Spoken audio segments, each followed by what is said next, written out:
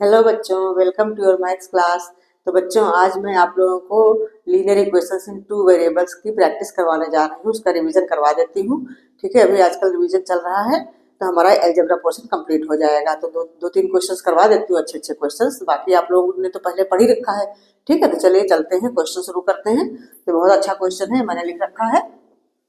Places A and B are 160 kilometre apart on highway. एक highway में है दो प्लेसेस ए एंड बी, जिनकी डिस्टेंस क्या है 160 किलोमीटर। इन दोनों के बीच की दूरी है तो 160 किलोमीटर। ठीक है, one car start from A and another from B. एक कार यहाँ से चलती है और दूसरी बी से चलती है। तो if the car travels the same direction, अगर ये सेम डायरेक्शन में चल रही है, एक ही डायरेक्शन में, मतलब ए यहाँ से चली और ये ऐसे पहुंची यहाँ, और बी भी अपनी जगह से चल के यूं जा रही है, सेम डायरेक्शन में चल रही हैं। तो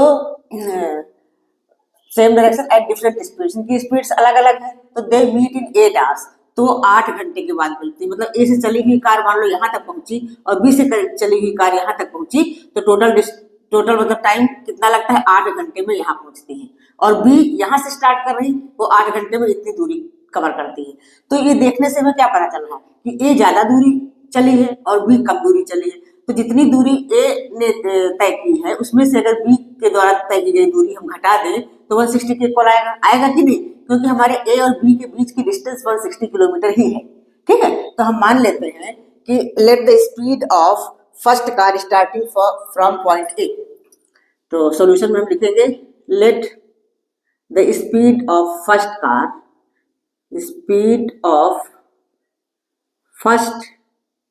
कार जो कहां से स्टार्ट हो रही है, ए से, स्टार्टिंग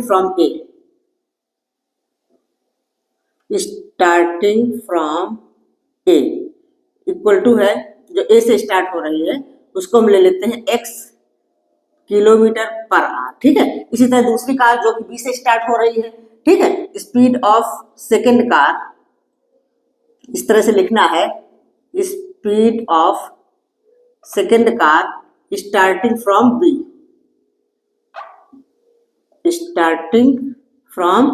बी इक्वल टू क्या है, y किलोमीटर पर आवर।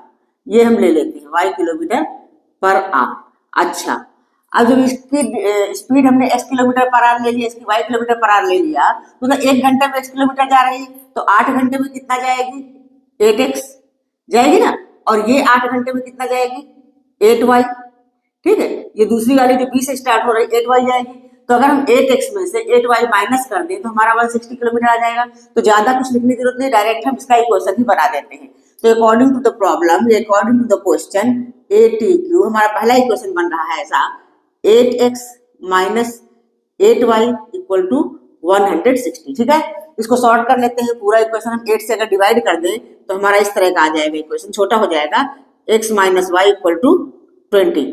ये हमारा इक्वेशन नंबर 1 बन गया। ठीक है, इसी तरह से दूसरा इक्वेशन क्या बनेगा, but if they travel towards each other, अगर दोनों एक दूसरे की तरफ चल रही है, ए से चलने वाली कार इधर को जा रही है और बी से चलने वाली कार इधर को आ रही है।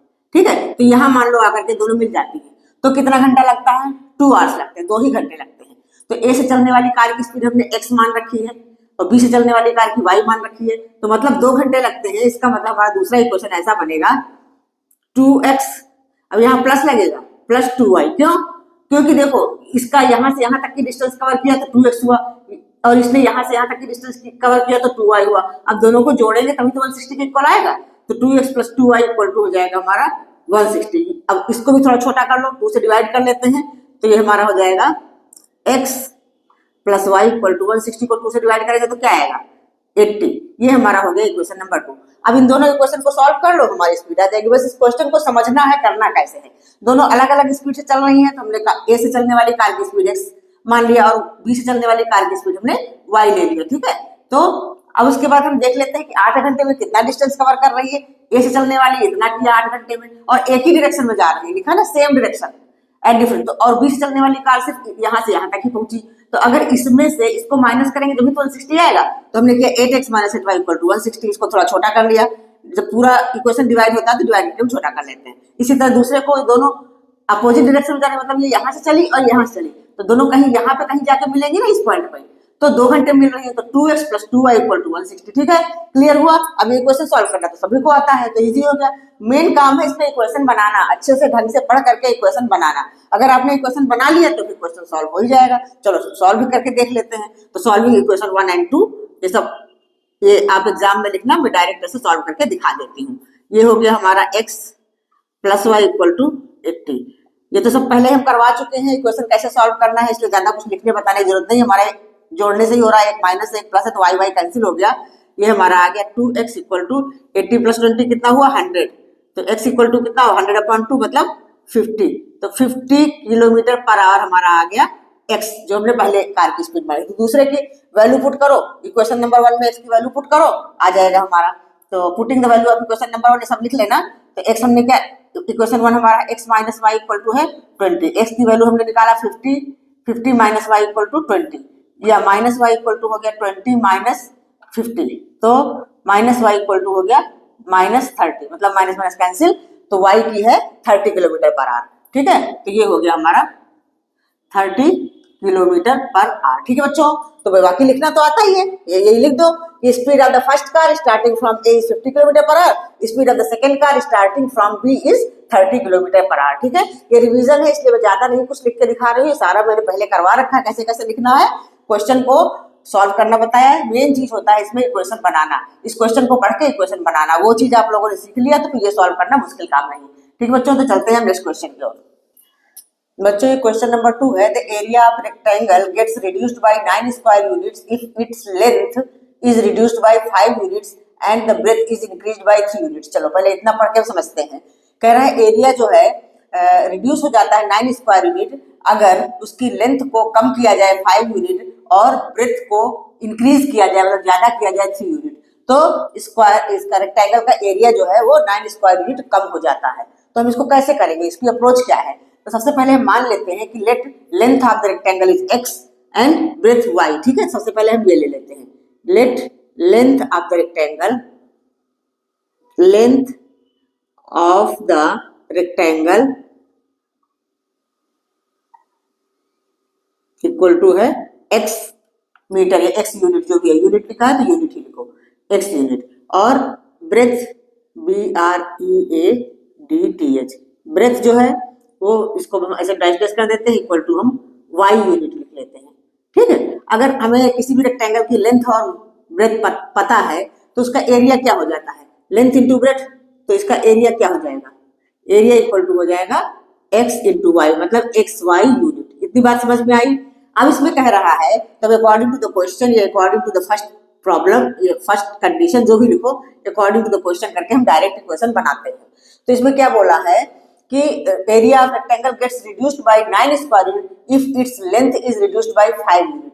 इसकी लेंथ जो हमने x मानी है, अगर हमारी लेंथ जो है रिड्यूस हो गई 5 यूनिट, तो अब हमारी लेंथ क्या हो गई x - 5 and breadth is increased by 3। Breadth हमारी y है अभी और इंक्रीज हो गई तो हो गई y + 3। तो एरिया क्या होता है, लेंथ इंटू ब्रेथ। तो अब ये reduced length into increased breadth, तो जो अब रिड्यूस और इंक्रीज हुआ इनको अगर हम मल्टीप्लाई करेंगे तब भी तो एरिया ही निकलेगा। लेकिन एरिया तब क्या होता है 9 स्क्वायर यूनिट कम हो जाता है।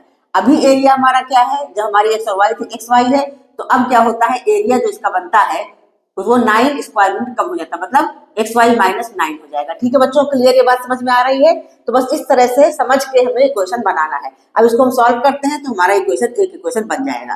अब इसको मल्टीप्लाई करो, y उठाते हैं, पहले y को x से मल्टीप्लाई करते हैं तो हुआ xy, फिर y को -5 से करते हैं तो -5y, अब +3 लेते हैं तो ये हो जाएगा +3x और +3 को -5 से तो -15 इक्वल टू xy - 9। ठीक है, xy दोनों साइड में है, कैंसिल आउट हो गया।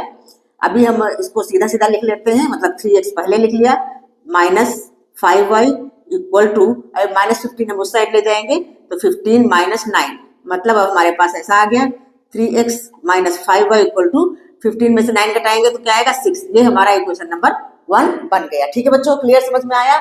इसी तरह से हम दूसरा इक्वेशन बना लेते हैं। अब दूसरी बात क्या कही गई वो तो वहां तक हो गया।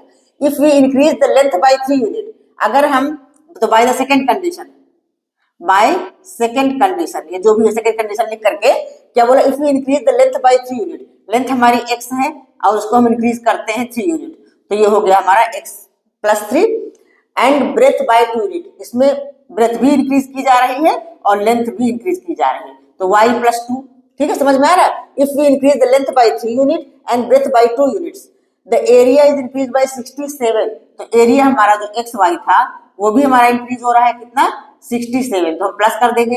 पहले वाला इक्वेशन में रिड्यूस हो रहा था तो माइनस किया था, इसको भी हम सॉल्व कर लेते हैं, तो हमारा सॉल्व हो जाएगा ये एक्स वाई प्लस 3y, अब 2 लेंगे तो प्लस 2x और plus 2 3 6 equal to x Y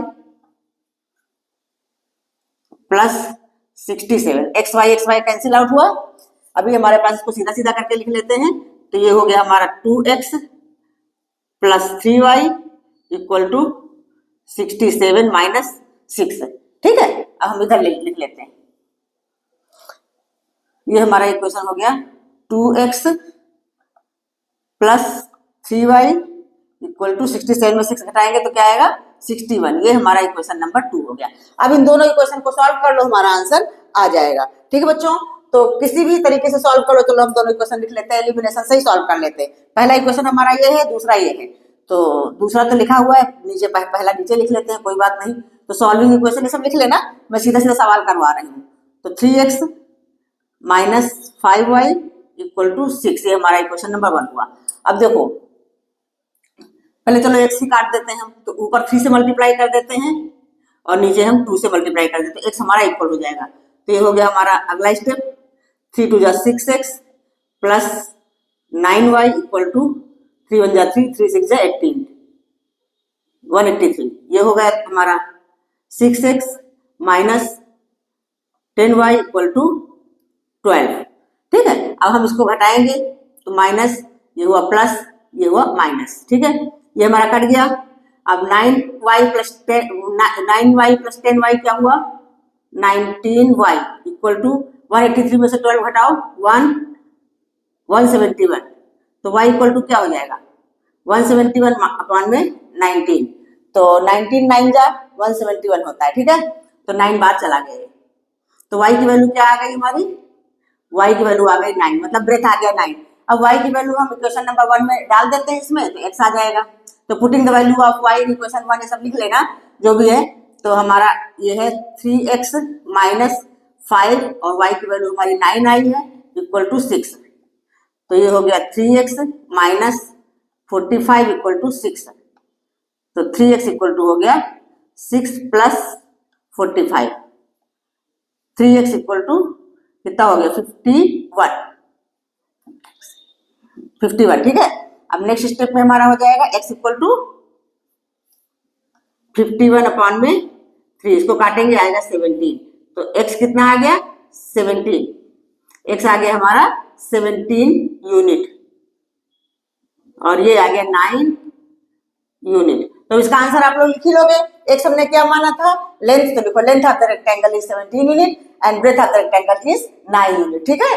तो ये सब लिखना विखना तो आप लोगों को आता है, इसलिए मैं सीधे ऐसे क्वेश्चन, बस मेन चीज है इसमें से इक्वेशन बनाना, ठीक है बच्चों। क्लियर हुआ? तो चलें नेक्स्ट क्वेश्चन की ओर। बच्चों ये है question number 3, for what values of m and n the following system of linear equations has infinitely many solutions, 3x plus 4y equal to 12 and m plus n into x equal to 2 times m minus n equal to 5m minus 1। तो infinitely many solutions के लिए हम क्या देखते थे, तो वही हम लिखेंगे फॉर इनफिनाइट सॉल्यूशन या इनफिनिटली मेनी सॉल्यूशन, जो भी लिखो। फॉर इनफिनाइट सॉल्यूशंस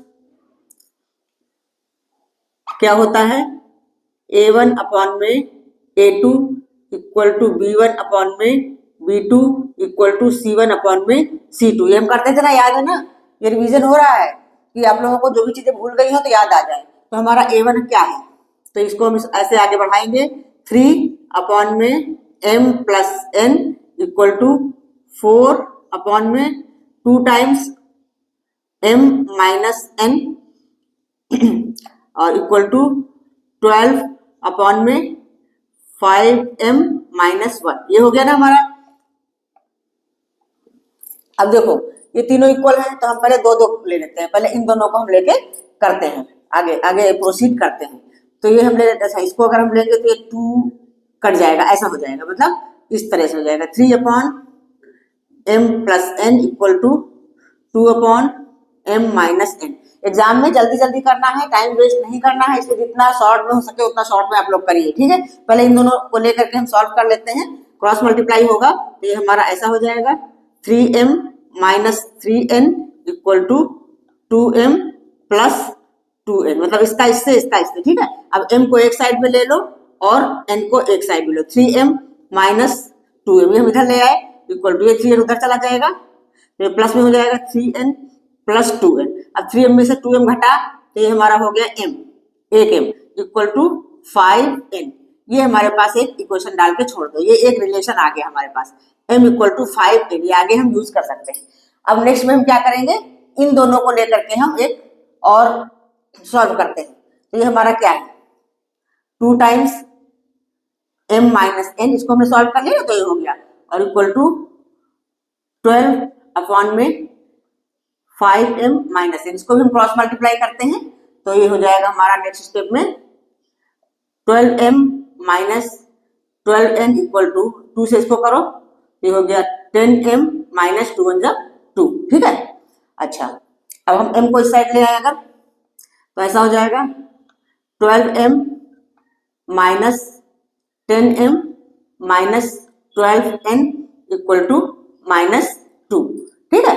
अच्छा, 12m में से 10m घटाएंगे तो क्या आ जाएगा 2m minus 12n equal to minus 2। अच्छा, यहाँ पे हमने m इक्वल टू 5n लिखा था, अब ये वैल्यू हम पुट करते हैं फ्रॉम 1, m की जगह पे 5n हम लिखेंगे तो 2 टाइम्स m की जगह क्या लिखेंगे 5n, तो हमारा ये n के अंदर ही आ जाएगा सारा, इक्वल टू माइनस 2। यहाँ पे हम लिख लेते हैं फ्रॉम इक्वेशन 1, फ्रॉम 1 हमने 1 से m की जगह 5n लिखा, अब 5 इंटू 2 10 हो जाएगा तो 10n minus 12n equal to minus 2। अब माइनस 12 में से 10 घटाएंगे तो क्या आ जाएगा minus 2n equal to minus 2, minus minus cancel हो गया तो n इक्वल टू क्या हो गया 2 अपॉन में 2 मतलब 1, तो हमारा वैल्यू आ गया, n का वैल्यू आ गया 1।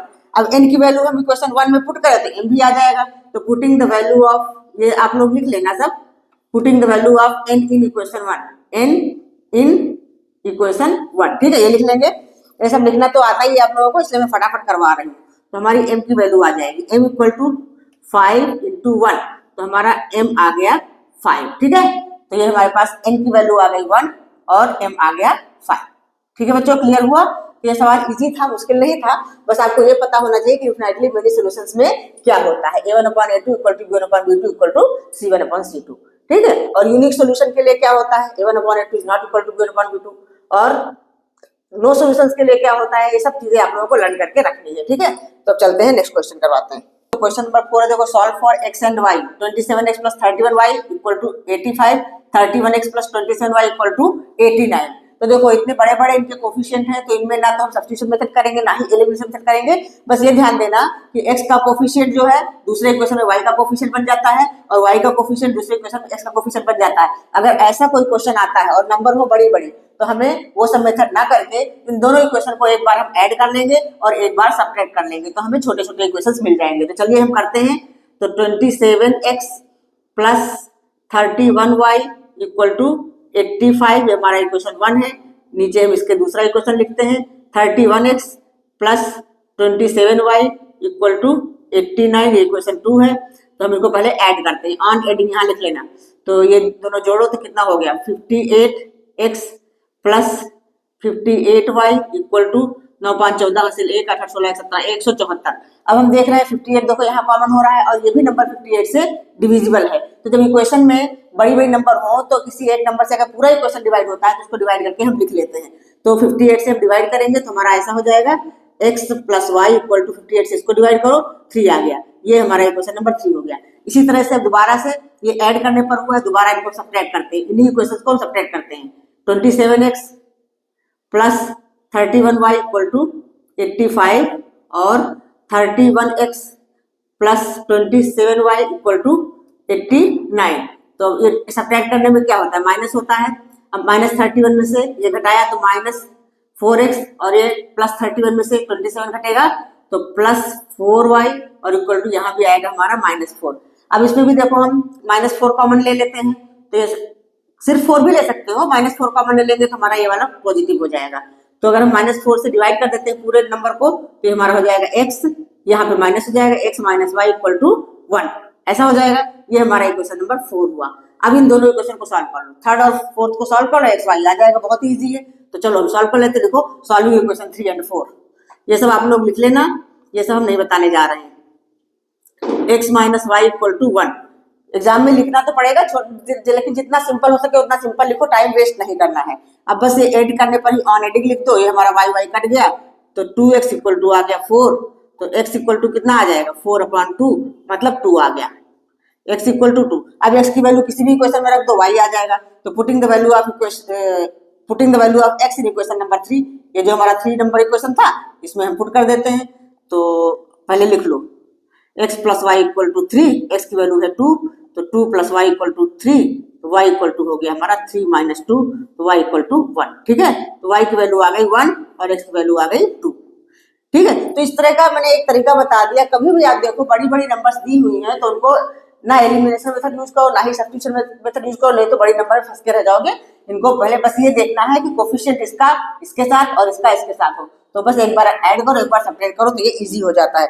ठीक है बच्चों, तो अब 4 सवाल करवा दिए हैं मैंने, काफी अच्छे क्वेश्चंस थे, एक रिवीजन के लिए करवाया है, बाकी आप लोग तो रिवीजन कर ही रहे हो। ठीक है, तो कैसा लगा वीडियो बताना, अच्छा लगा हो तो लाइक करो, शेयर करो और सब्सक्राइब कर लो। ठीक है बच्चों, तो आई होप आप लोगों को समझ में आया होगा, और इस तरह से हमारा अलजेब्रा पोर्शन लगभग कंप्लीट होता है।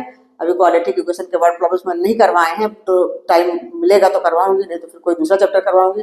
ठीक है बच्चों, तो आज के लिए इतना ही, तब तक के लिए बाय, मिलते हैं नेक्स्ट वीडियो में।